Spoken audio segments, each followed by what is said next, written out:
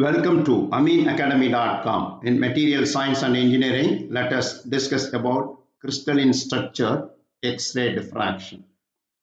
First of all, we'll understand what is diffraction phenomenon. Historically, much of our understanding regarding the atomic and molecular arrangements in solids has resulted from X-ray diffraction investigations. Furthermore, X-ray are still very important in developing new materials. We now give a brief overview of the diffraction phenomena and how using X-ray atomic interplanar distances and crystal structure are deduced. Now we'll discuss about diffraction phenomena. The phenomena of a diffraction occurs for all waves. Diffraction describes the event of waves encountering obstacles and the consequential bending around the object. Additionally, waves may interfere both constructively and destructively, resulting in different wave patterns. Diffraction occurs when a wave encounters a series of regularly spaced obstacles that are capable of scattering the waves and have spacing that are comparable in magnitude to the wavelengths. Furthermore, diffraction is a consequence of specific phase relationships established between two or more waves that have been scattered by the obstacles.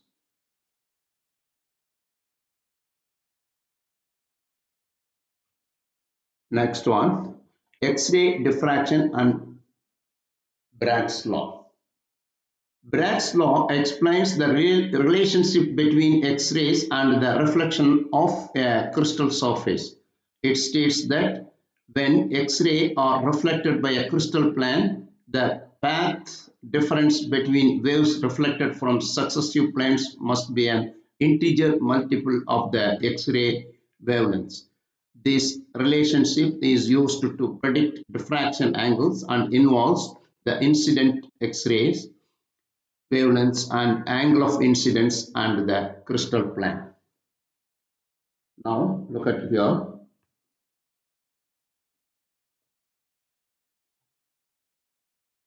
In lambda equal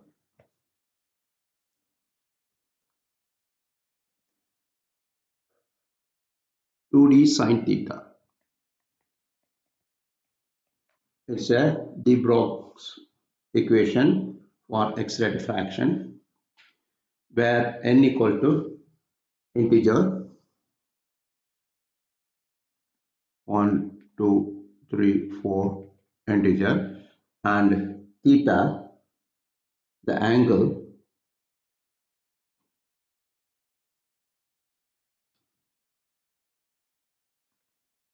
theta is angle of incident,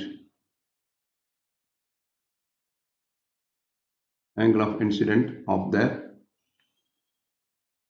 ray and plane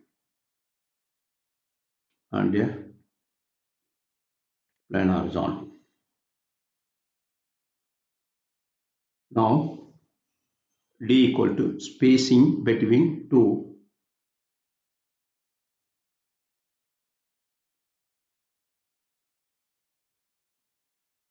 d equal to spacing between two planes.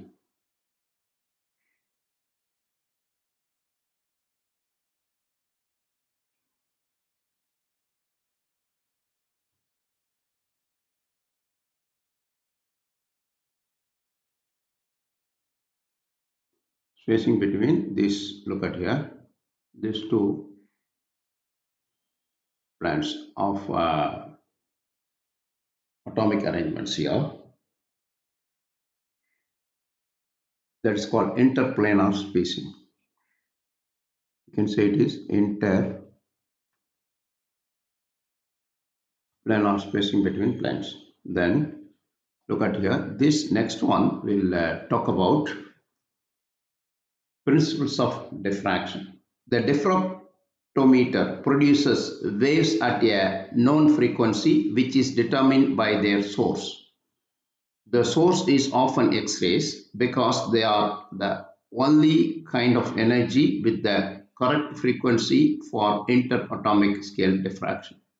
This is a diffractometer, how it works here. Now,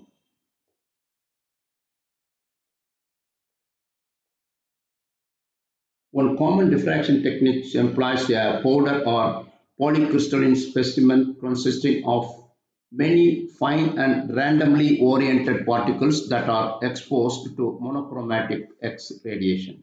Each powder particles or grain is a crystal, and having a large number of them with random orientations ensures that some particles are properly oriented such that every possible set of crystallographic planes will be available for diffraction. The diffractometer is an apparatus used to determine the angle at which the diffraction occurs for powder specimen. Its features are represented schematically here. The specimen S is the form of a flat plate is supported to that rotation about the axis labeled O or possible. This axis is perpendicular to the plane of the page. A monochromatic X-ray beam is generated at point P and the intensities of diffracted beam are detected with the counter labeled point C in the figure. The specimen X-ray source and encounter are coplanar. That means you have to keep the border of the material which should be detected at the center, and the rotator rotates and gives the correct angle of diffraction. From that diffracted angle we can find the orientation of crystals in the material. Here the diffraction technique, that is the diffraction method, utilizes the interference of the radiation scattered by an atom in an ordered structure and is therefore limited to studies of materials with long range order. How the determination of crystalline structures. Look at here, the target source, crystallomex, that is why some parts are given here one by one. Then data collection, structure, solution, structure, reinforcement, functional annotations and publication. That is here from this is the steps to find determination of crystalline structures. Crystal structures can be determined using scattering experiments that target a portion of the crystal with a beam of a particle. When a particles hit the crystal, some scatter is different directions. The process of determining a crystal structure involves three main steps. First one, deduce the unit cell shape and size from the angular position of the diffraction lines. Second one, calculate the number of atoms per unit cell using the unit cell shape and size, the specimen's chemical composition and its measured density.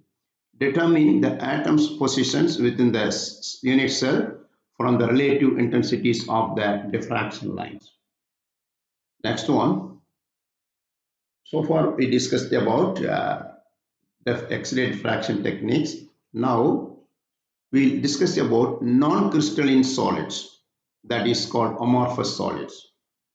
Amorphous solids, any non-crystalline solid in which the atoms and molecules are not organized in a definite lattice pattern, is called amorphous solids. Such solids include glass, plastic and gel. Solids and liquids are both forms of condensed matter, both composed of atoms in close proximity to each other. Quartz, calcite, sugar, mica, diamonds, snowflakes, rock, calcium fluoride, silicon dioxide and alum are examples of crystalline solids.